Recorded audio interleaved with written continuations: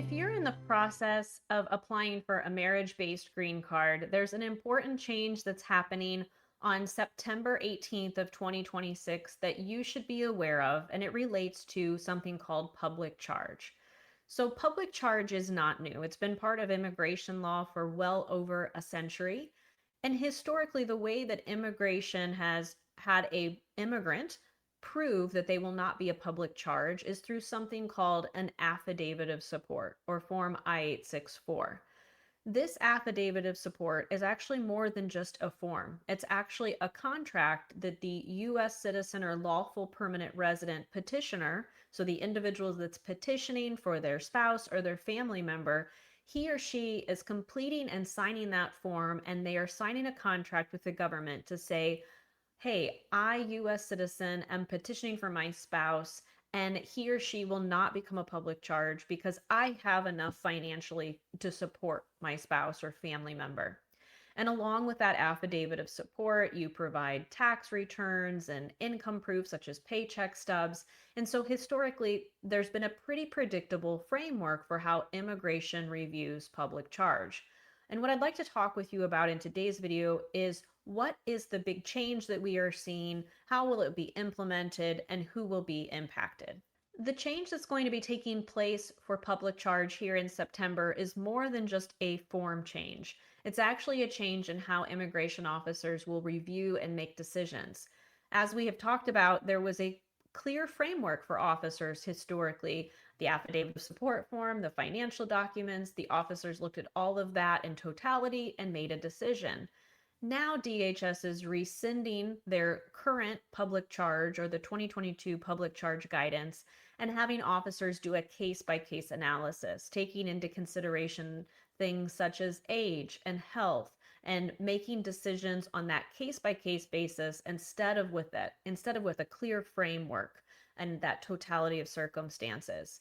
There are a lot of unknowns still. Unfortunately, with this policy, like many of the other policies, it's announced without a lot of clarity. So we are still waiting on the updates to the 485, the I-485 adjustment of status form, and we are still waiting on policy guidance and additional information on how officers are actually going to conduct their review. So again, there's a lot of unknowns, and I know that creates a lot of uncertainty and fear and concern for applicants because there's not a lot of predictability. All right, so let's talk about who is actually impacted by these public charge changes. So anyone that's filing a marriage green card application, such as adjustment of status, that's the process that happens within the United States. This also includes consular processing, so spouse visa applications that are being processed abroad. And it also includes individuals who are entering the United States on a fiancé visa and filing for adjustment of status. So these are the case types that are impacted by public charge changes.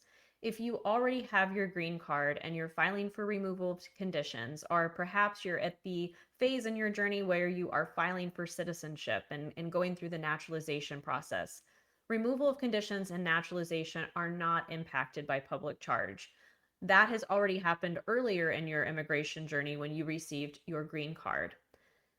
Now, it's also important to understand that this change will impact cases that are filed after September 18th. So if you have filed your case already and you filed before September 18th, the current public charge framework will be applied to your case. If you file after September 18th, these new changes to public charge will be applied to your case.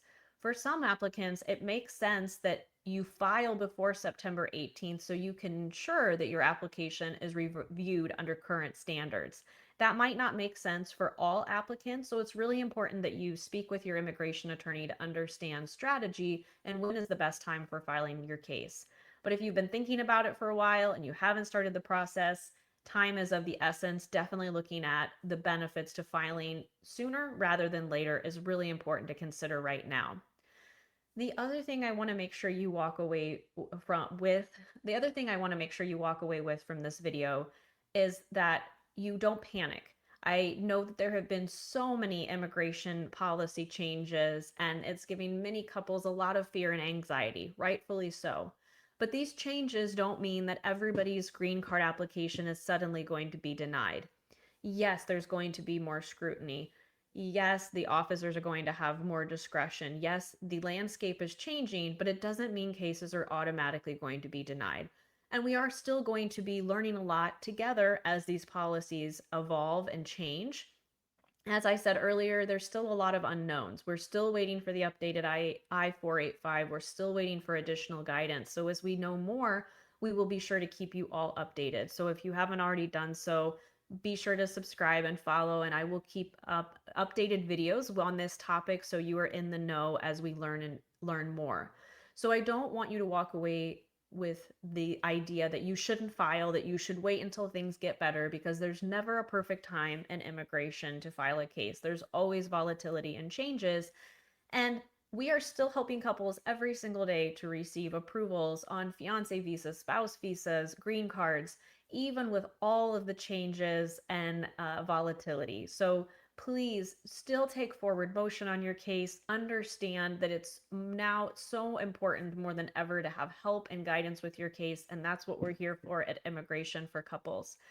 If you know someone who can benefit, be sure to share this video. If you have any questions at all, please throw those in the comments. I do review those, and that helps me to know what are the things and questions that you have and need support with. So thank you so much for watching. Take care.